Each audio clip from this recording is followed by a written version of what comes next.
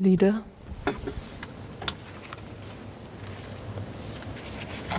Madam Deputy Speaker, I beg to move that the proceedings on the business set down on the order paper for today be exempted at this day's sitting from the provisions of Standing Order Number 2. The question is that the motion moved by the leader, as many as are of that opinion, say aye. Aye. To the contrary, say no. I think the ayes have it. The ayes have it.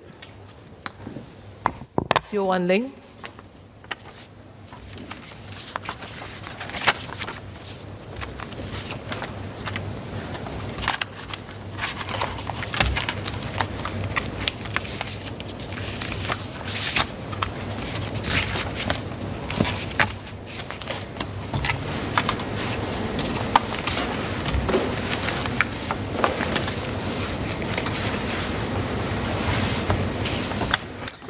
Madam Deputy Speaker, the Goods and Services Tax, or GST, has often been mentioned under the same breath as rising inequalities in Singapore.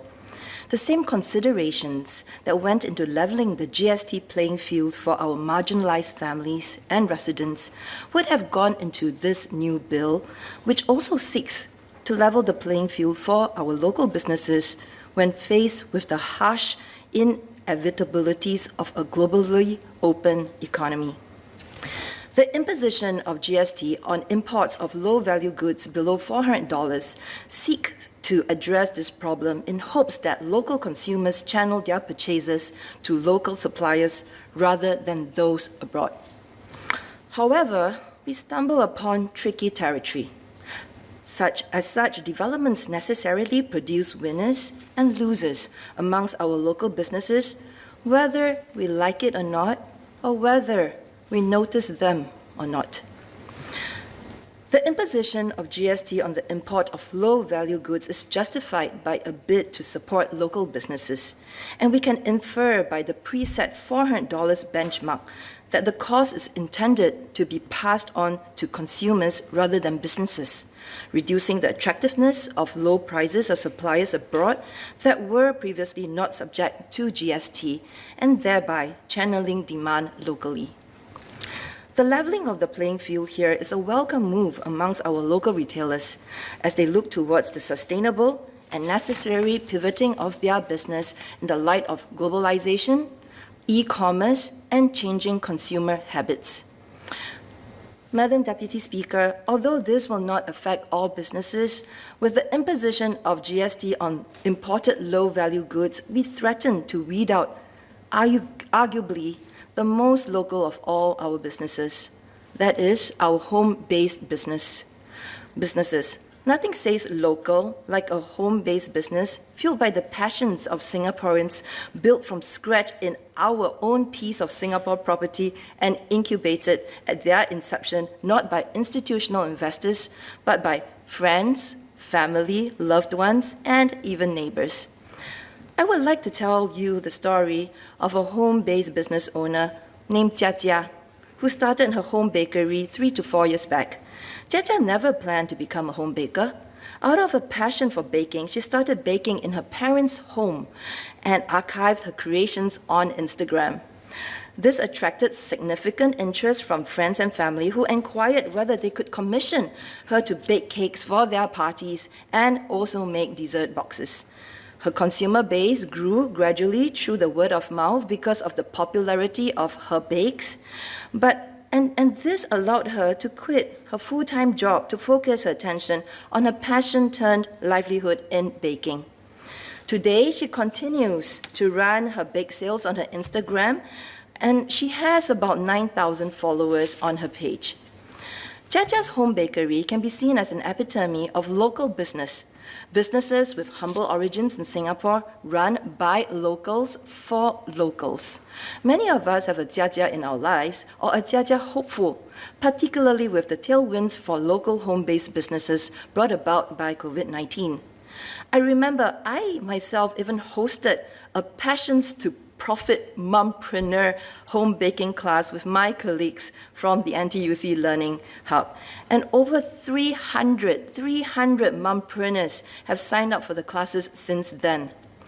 However, because of the GST imposed on the import of low-value goods, local businesses like Jiajia's might face a significant dent in their profit margins, especially if they source mainly from overseas.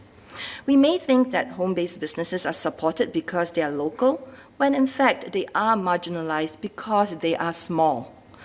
Not only is it unkind to expect home businesses to just die out because they are not scalable, but it's also presumptuous to think that home business owners necessarily intend on moving their businesses out of their homes. The home business owners I've spoken to believe that they are here to stay, insistent that their home-run businesses is what allows them to be personally involved with their passions. Madam Deputy Speaker, not all skilled artisans necessarily want to become factory owners because their passion also happens to be their job.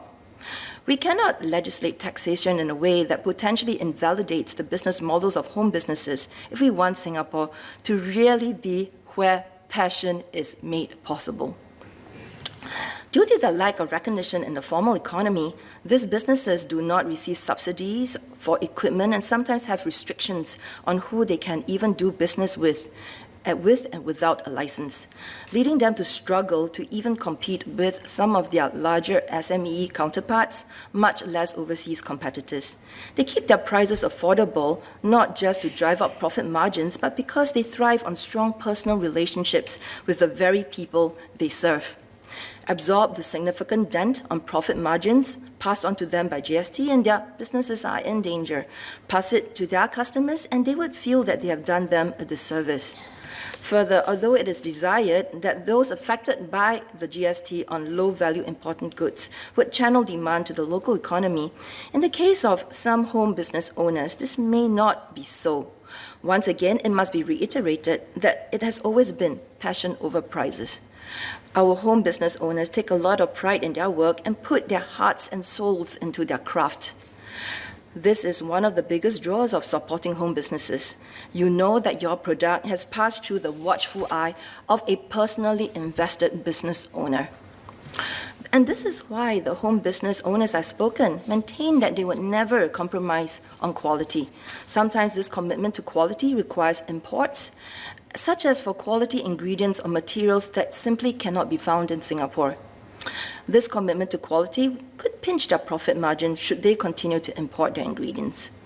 Therefore, Madam Deputy Speaker, when debating on the tax on importing low-value goods, the question is not whether or not we should be #support-local. The question is whether by doing this we are really supporting local. In our bid to level the playing field, have we inadvertently made the hill a little bit steeper for some businesses we had intended to support? Would we be able then to further level the playing field through other support mechanisms for home-based businesses, financial or otherwise, because our home-based business are often left unnoticed? Further, when debating the imposition of GST on imported goods, we must inspect the substantive benefits accrued to those we seek to uplift. At the peak of the restrictions last year, many Singaporeans were really quite dismayed to see the haunting photos of an empty Orchard Road. And the impact on retailers in Singapore since then cannot be understated. With the rise of online shopping and e-commerce, some predict that online competition could spell the gradual debilitation of retail in Singapore. And this is a ghastly prediction the imposition of GST on low-value goods seeks to reverse. While this is all done with good intentions, I believe we should not merely aim to prop up the retail sector in Singapore, but usher in a new golden resurgence.